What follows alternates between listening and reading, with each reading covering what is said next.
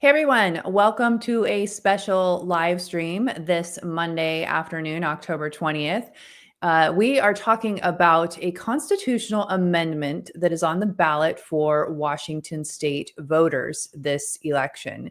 And this would allow the state to use a kind of a controversial, a very partisan bill that was passed. It's kind of a payroll tax. It's the long-term care tax. And my friend Dale Whitaker, who ran for Secretary of State in 2024, messaged me about this a few days ago. And he's very opposed to it, as I would be too, as a Washington voter. And I asked if he would be willing to come on and talk about this with me in a live stream. And so joining me today is Dale Whitaker. And Dale lives in Spokane. And even though you did not win your race, which was not surprising in a state like Washington, how does a Republican ever win a statewide office?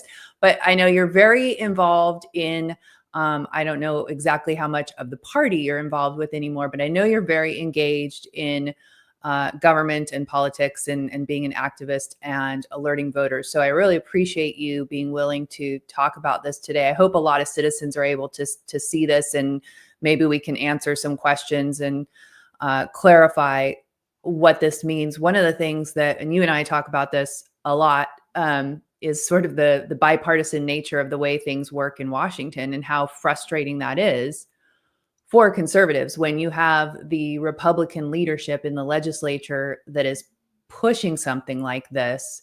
It makes it hard for voters to understand if it's bad or good.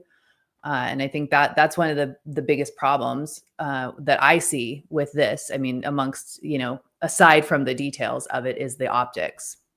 Yeah. And well, so to answer your first question, I'm very involved. I'm on my local board, GOP board. I'm on the WA GOP executive board. I'm currently serving as treasurer for the WA GOP. So I'm very involved with the party. And I do believe that as a party, we are moving in a very good direction.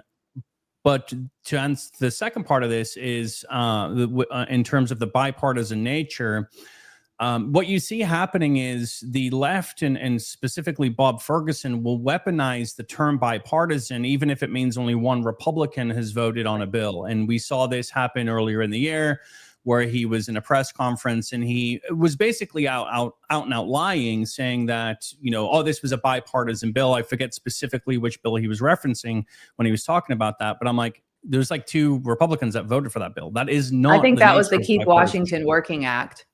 It may have been. I don't recall off the top of my head. But regardless of what the bill was, the fact that we give him the ability to state that something is bipartisan because you have one person from the Republican side voting on it. And we know that Republicans will vote for things that they don't necessarily want to vote for so that they can try and push through amendments or whatever it may be that may be favorable for us. So I think that it's a little disingenuous to say bipartisan, but on this bill specifically, I think overwhelmingly, when you have more than 50% of the Republican caucus voting for a bill, I think then you could state unequivocally, yeah, this thing is bipartisan, and it seems to be the case. Yeah, and so I'm just going to put the roll call up here. This is for the House. And as you can see, only 9 people voted no. They were all Republicans that voted no, but you had Jim Walsh, Peter Abarno, Matt Marshall, John Lee, and those guys I know are all very conservative. I know Joel McIntyre was excused from this. I don't know why that was, but I saw on his Facebook that he is opposing this measure. So he would have been a no vote. So that's good. And then on the Senate side, you had only 7 and you had actually bipartisan. There were 5 of the no votes came from Democrats, and just McCune and Chesler voted no in the Senate. So that's frustrating because, it shows, citizens will see that and they'll think that, okay, well then it must be conservative or it must be good for citizens. Yeah. And I think that's why.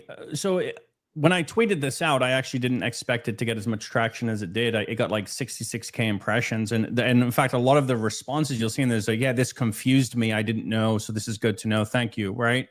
And there's I think the big thing, and I know a lot of people hate slippery slope arguments. They'll say, well, but this is exactly what this is.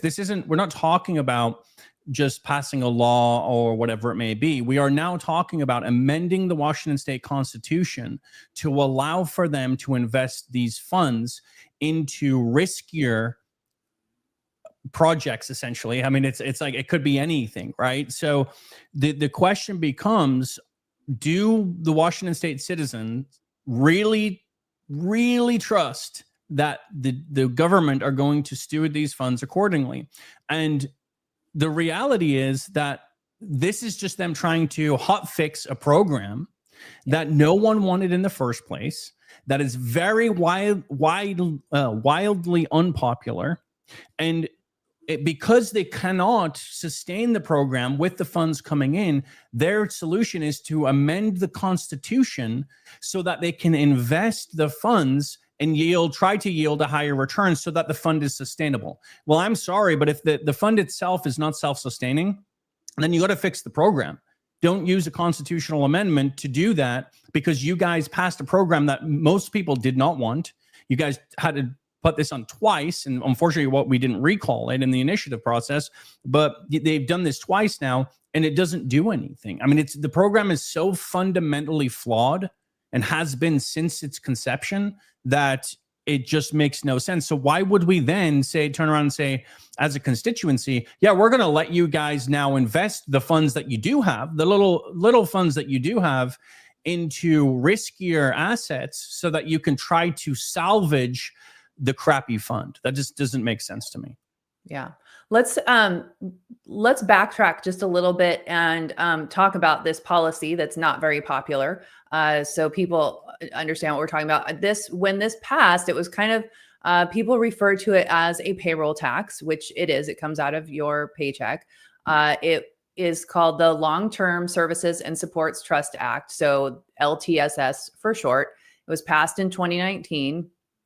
It's a 0.58% of your wages. It is supposed to help pay for long-term care, like in-home support or assisted living. I believe it caps out. Oh, it does. It caps out at $36,500. That's a lifetime. So think about how far that would go in a long-term, for in-home support or in an assisted living. It's less than a year. Yeah. Yeah. Maybe a few months at best, really. Yep.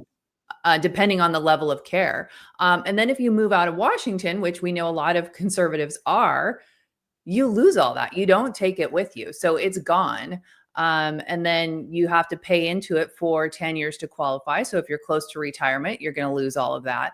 So it's a bad program. And Let's Go Washington, was it last year in 2024 that they had an initiative to repeal it?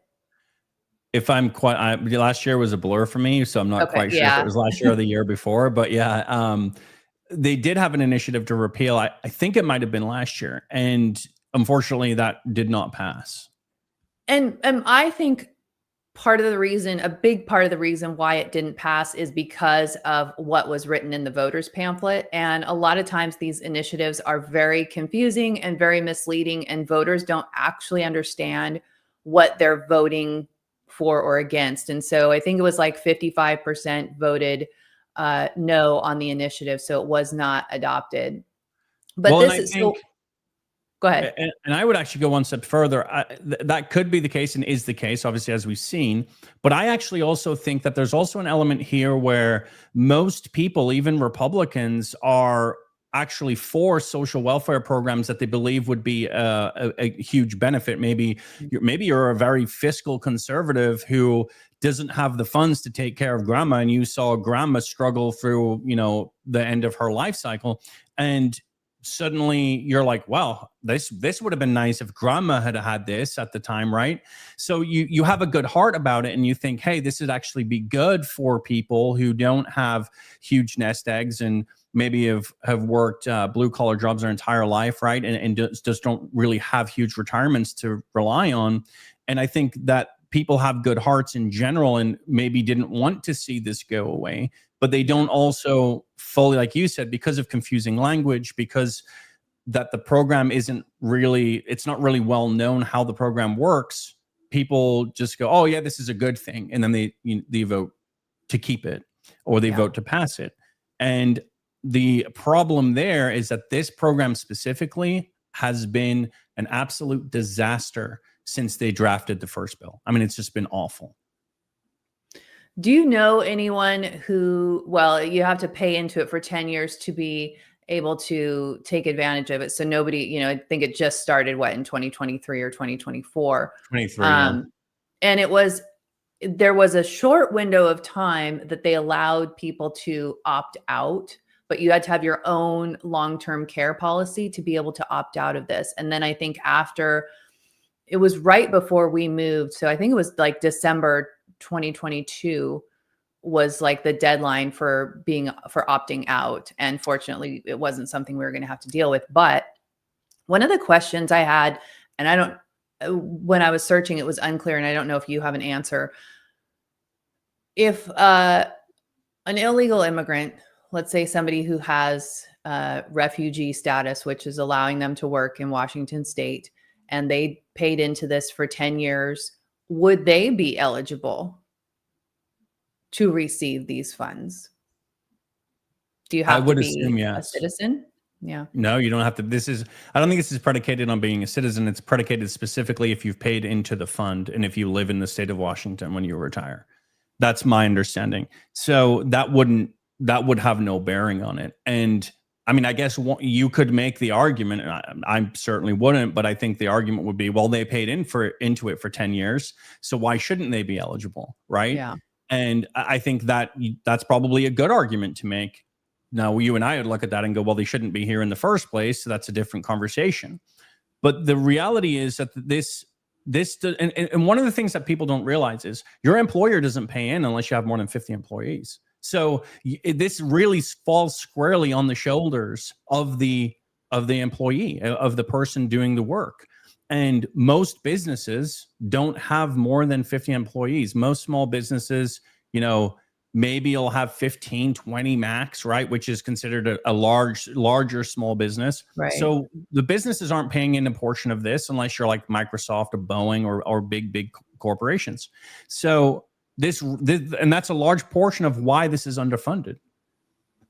I mean, it baffles me because they had all the data. They knew exactly how many employees we had in Washington state because people file unemployment insurance reports. So if you have the data to build projections, then why you would put the percentages at such a minuscule amount that will end up being in a position where the program is underfunded, it just makes zero sense. It's like there was no forethought. It was just, hey, we have a way to tax people, and this will somehow alleviate Medicaid. Is that what the goal is here? Apple Health. What's the goal? What was the intent for the 36.5? I have no idea. And why that number? I have no idea. I mean, there's so many questions that just make no sense to me in how they've structured this program.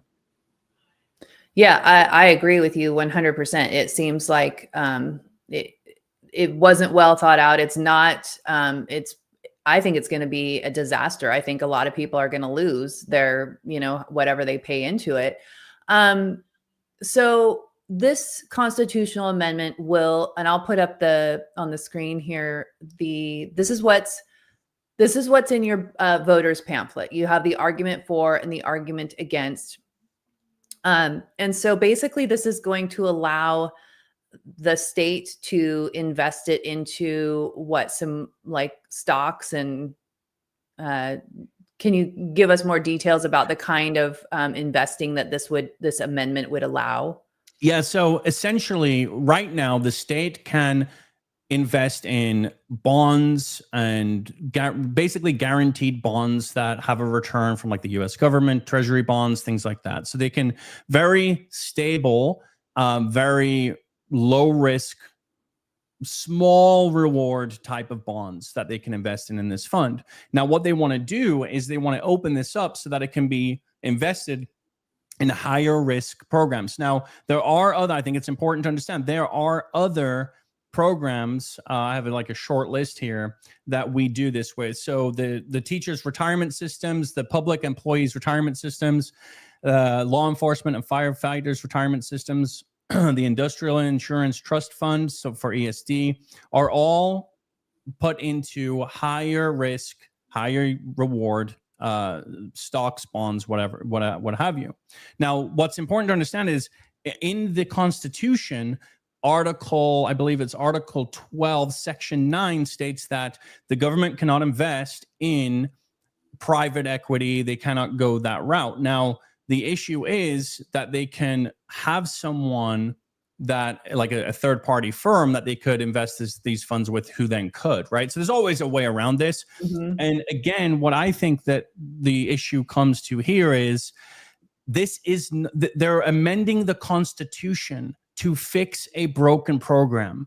This is, instead of fixing the program itself, they're going to the Constitution and say, we're going to amend the Constitution so we can invest these funds into a higher risk stock or whatever it may be. And that just does not make sense. That's not how you fix bad programs. And if that's how we're going to fix bad programs, this is where the slippery slope argument comes in, because they're going to do it with everything else, CARES Act, whatever it may be. They're going to start throwing all of those funds into higher risk, higher reward, or even no reward, because if you go defunct, then what? Someone had sent me something in Orange County when they had done this with a similar program in Orange County, and they ended up bankrupting the fund because they invested it poorly. So it's like, how are we going to trust that their government are going to actually fund this and put these into good things? Why? Okay, so Climate Commitment Act. So what stops them from investing in Climate Commitment Act firms that are really just there to build electric ferries, for example, right? I mean, how do we know that that's not what this is going to be used for? And the answer is you don't. So why would I trust them to do that when we know that the Democrats will invest in ideological principles that have no way for us to determine whether or not that's a good or a bad thing? Like they cannot even tell us what the carbon emission levels are so that they can even bill us correctly for the Climate Commitment Act. They have no way to do it. It was outed by the Seattle Times of all people last year. They have no clue. And so why would we then allow them to take these funds and invest in companies that are building these green new solutions to energy or whatever it may be? That to me is the alarming thing. For me, the fact that they are changing the Constitution to fix the program is a huge red flag, and it should be for everyone else as well. Yeah. And correct me if I am wrong, but my memory says that wasn't the Employment Security Department just a couple of years ago found like they had mismanaged like several $100 million in funds. And so this money has to pass through. Are you talking about the Nigerian prince scandal? When is that what it was when Inslee was in office?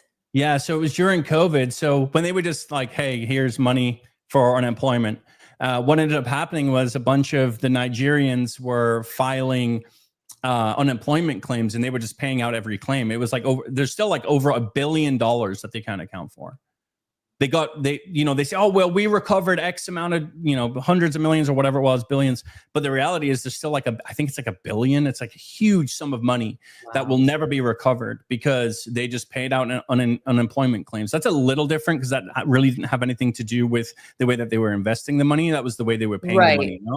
But my point there was that the Employment Security Department, well, they're kind of the pass-through because they have to collect the payroll tax, and then it goes to the investment arm, within the government. But it's just another, like, you have this, player in this whole system of things that isn't very responsible with government funds with their taxpayer dollars. Right. And as someone who transmits these dollars for clients to the government, the whole thing since the beginning has been such a cluster. I mean, they have a completely different reporting system for it. It's so cumbersome. They didn't know, for like unemployment, even if you have no activity, you have to file a no activity report with them. You don't have to file a report if you have no activity. It's just been really throwing darts at the wall blindfolded and hoping that you hit the dartboard. I mean, that's essentially what they've been doing with this program since the conception, and then since they actually went live with the program and started taxing folks on it. And so would you say this constitutional amendment is more of the same?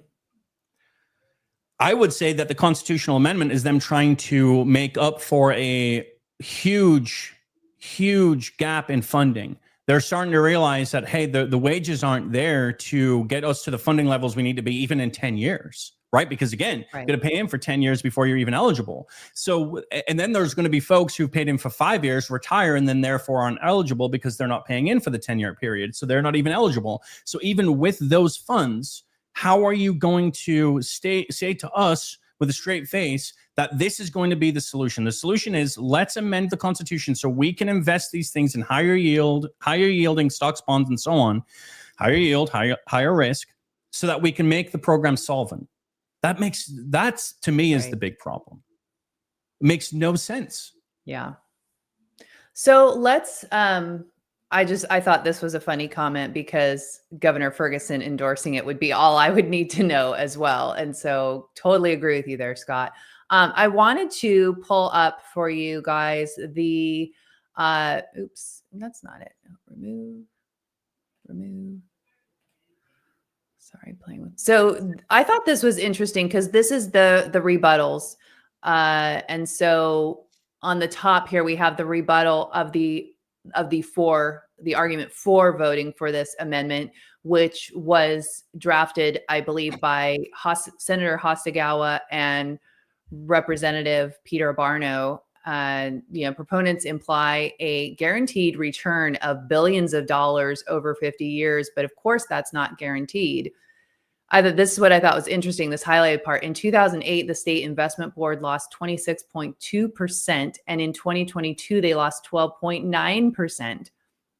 It's how the stock market works. In future recessions or more market crashes, when returns fall short, benefits must be cut or tax rates must go up. Compared to guaranteed municipal bond returns of 3 to 5%, the choice is clear. Invest in ourselves, not Wall Street. Reject SJR 8201.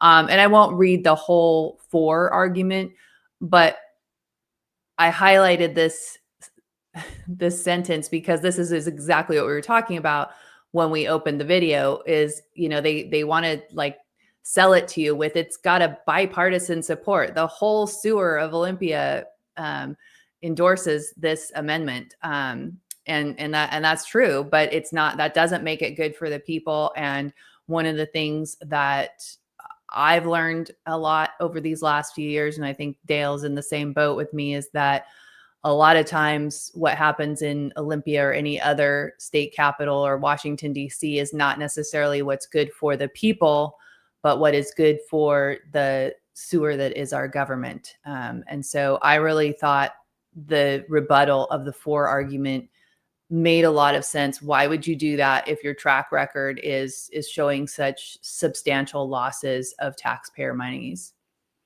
Yeah, and I think what's important here too is that a lot of, Rep. Mike Falls, I'm actually going to have Rep. Mike Falls on tomorrow. He voted for this. He's also the Spokane County Treasurer, and he and I are going to have a good chat. I won't call it a debate necessarily, but it might turn into a little bit of a debate. And he said, hey, I'm actually for this, and I'd love to sit down and chat with you about why from a treasurer standpoint. So I think that'll be an interesting conversation tomorrow. But for me, I think that what we see with the disparity between what the legislature are doing and what the people want is a lot of it is, again, like when he and I had a conversation, I think it was a couple months ago, I had him on and we were talking about, why do Republicans take bad votes? A lot of it is trading votes. So it's like, hey, if you vote for this amendment, I'll vote for the bill, even though the bill is bad, if I can get a good amendment in, and so on and so on. I don't think that seems to be the case with this bill specifically. So I'm actually really looking forward to that chat with Mike tomorrow, because I really want to see from a treasurer, not just a legislator's standpoint, but a treasurer's standpoint. Mike has worked in the Spokane County Treasurer's office, I think like 12, 15 years. He just was appointed treasurer after Michael Baumgartner was elected congressman. So he is now the actual treasurer. And so that's going to be a very interesting opportunity for people to hear from his standpoint why it may be. But look, the numbers. When are you guys, what time is are you doing this live tomorrow? No. So it'll be, we're going to film around 10:30. I don't really edit anything out, but I do some stuff in post just to, fix things, but it's not going to be live, but I'll have that out and we'll have a good discussion about these issues, essentially. Okay, send me the link because I will want to be sure to share it as a follow-up to this. Sure. I wanted to show everyone that this is not the first time this amendment has been attempted.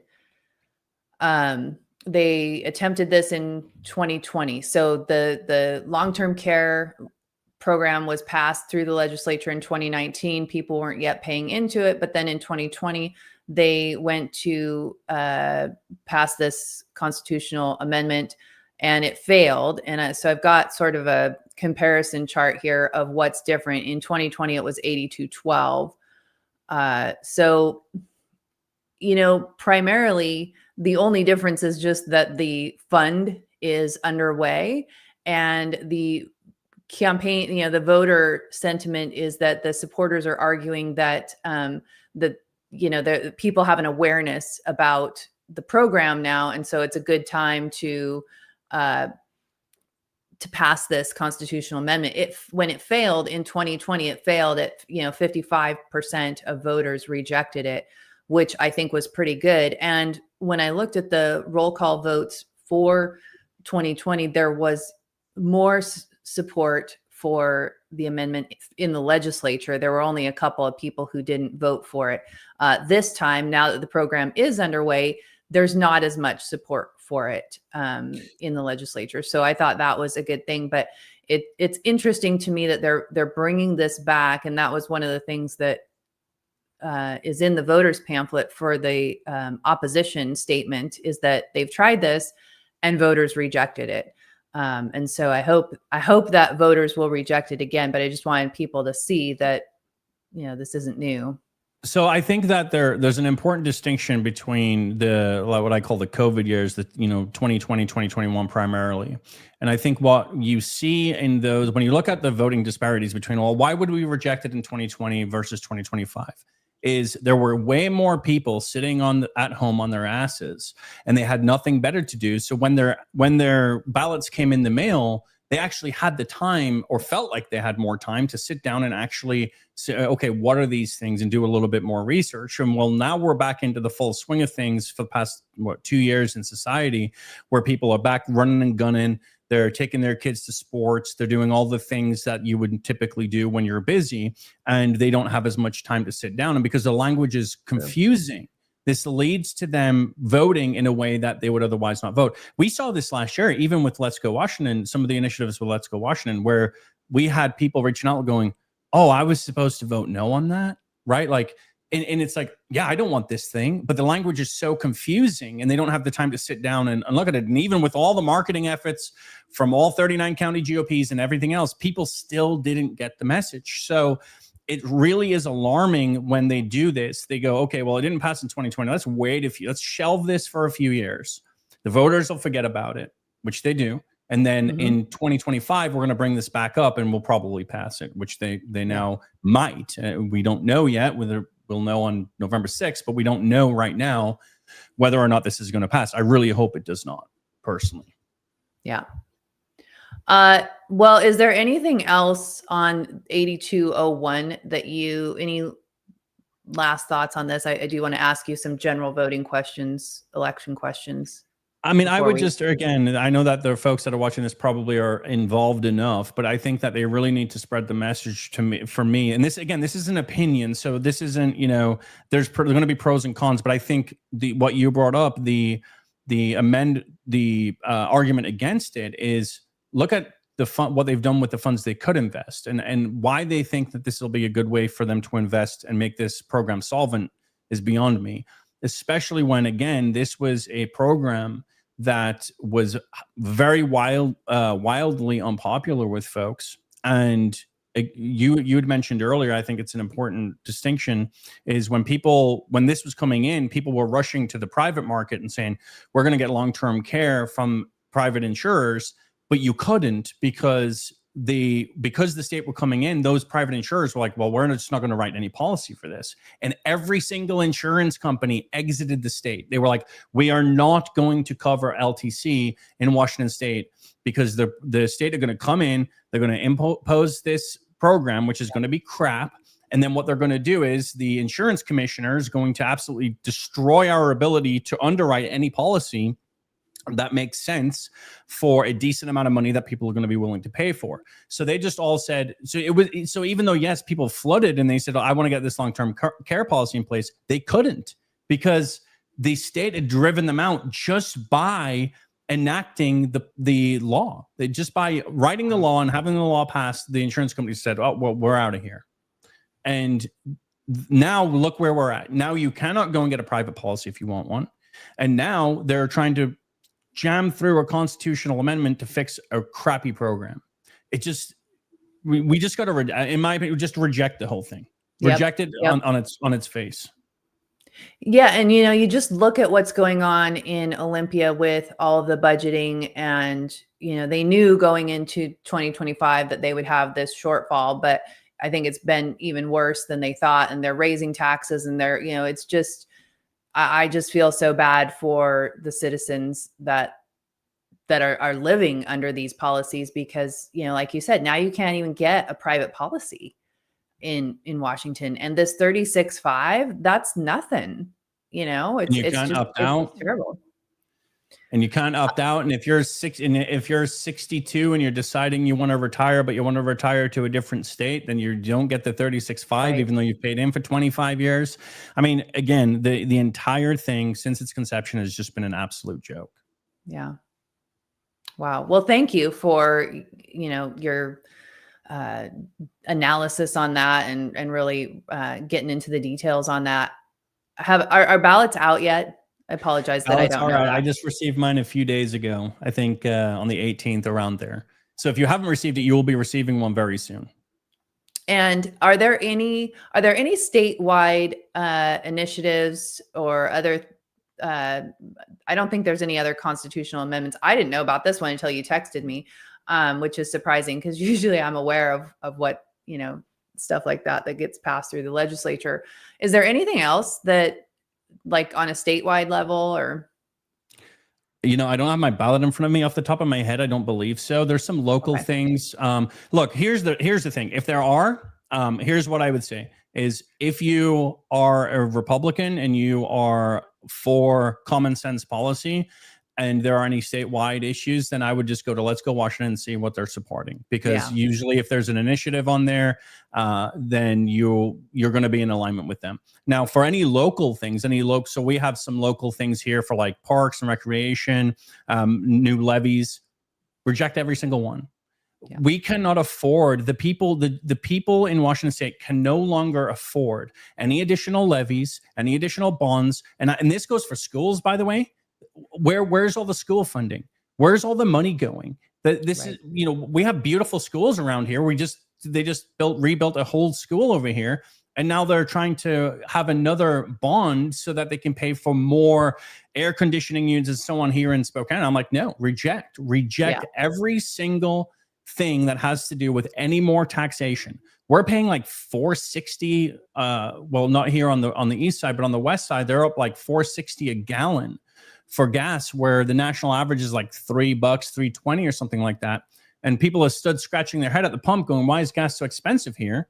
And the reality is, it's because 50, 60 cents of that money is going straight to the government for Climate Commitment Act that they can't even measure, right? So my overall point being is, any new taxes, whether it's a local levy, whether it's a school, whatever it may be. And I understand this is a controversial thing, because they always use, here's the thing, guys, they always use the kids to try and pull at your heartstrings to get you to get your wallet out. It's always, well, if you don't do this, our kids won't be in a comfortable class in the summer when it's 90 degrees out with air conditioning.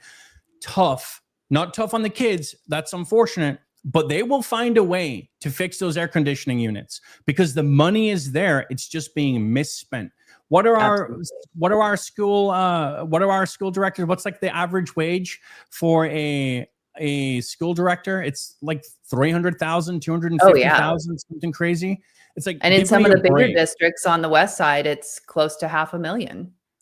Yeah, give me a break. The money is there. It's being misused. And until the people start rejecting every single levy, every single bond, everything to do with the new tax, the state have no incentive to fix the issues. They will continue to spend, tax.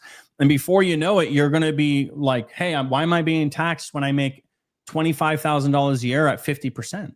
Like, why is 50% of my check going to LTCs and WACARES and all these levies and bonds and everything else when I make $25,000? Right. So just reject everything. Yeah, I agree with you on that. And then, but in addition to that, separately from that, is there are a lot of school board races across Washington state, and those are very important. So if you don't know about who is running, please contact your local GOP, or I'm sure WaGOP has resources on their website where you can connect to local races. I know WaGOP put out a sort of a recommended school board directors list that is statewide the other day. So go find that. But those are critically important positions, and it's an off-year election, so turnout is typically small for these. But these are I know everybody pays attention to the presidential elections, and those get so much attention and so much higher turnout, but citizens are really more impacted by these local positions, by their local governments. So please vote. And if you're in for Washington voters, it's easy. Your ballot's going to come right to your house, and then we recommend taking it to a ballot drop box. Is that the best place, Dale? Yeah, I would not mail. I've never mailed mine. I became a citizen in like 15 in my first election or late 15. And my first election that I could vote in was the primary and the following. And it's like, I have a Trump sign in my yard. I have like a Chris Savage sign in my yard. Why would I trust a guy or gal that I don't know to take my ballot when I clearly support those candidates that are right-leaning to take my ballot? When we know, this isn't conspiratorial, when we know just last year, there was a woman in Bellevue who received 16 ballots at a 2-bedroom apartment with 16 different names on them. When we know just last year in Spokane County, they found over 20 ballots strewn across the side of the road, unopened ballots, undelivered ballots that were just strewn across the side of the road, and were never delivered to the constituents they were meant to go to. How does that happen? And why would you ever trust the mailman? Yeah. And I'm not saying that every mailman is bad and it's all that, but the reality is, take the 5 minutes. There's usually a drop box within 10 minutes of your house. Throw on a jacket, take a walk over to the drop box, jump in your car and just drive over, drop it off real quick. Just do not mail it is the overall thing here, because they like to say that chain of custody is amazing with the post office, but it is not. Yeah. And you can go round up ballots for your family and your neighbors. And, you could take a whole, go collect from, your coworkers and whoever, and take a batch of ballots and drop them into the drop boxes. That's legal in Washington. But all of those ballots count. Well, your vote matters, right? What? It's Washington. Whichever way you want to say it is, yes, get out and vote. Overwhelming at the ballot box is the most efficient thing that we can do, and it's very low cost. If everyone just collected 5 ballots of low propensity voters, I mean, the impact could be insurmountable. And if they're like, hey, what you get a lot of the time is, even last year, one of my best friends, I'm like, hey, did you fill out your ballot yet? I asked him 5 times leading up to election day. On election day, I'm like, did you drop off your ballot? Because he never responded. And he's like, I'm going to do it right now. I was like, dude, are you serious, dude? You're my best friend. Go vote for me. What are you doing, right? And that's kind of the impetus that we need, is people texting their friends, hey, here's my recommendations. Here's who I think you should vote for and why. Just a couple of lines, and then send it to them and be like, hey, if you just fill it out, I'll come pick it up. If you fill it out, I'll come pick it up. And that's the little impact that you can have can actually be very astronomical in the long run. Absolutely. Or take a picture of your ballot and post it on social media, text it to your friends, whatever.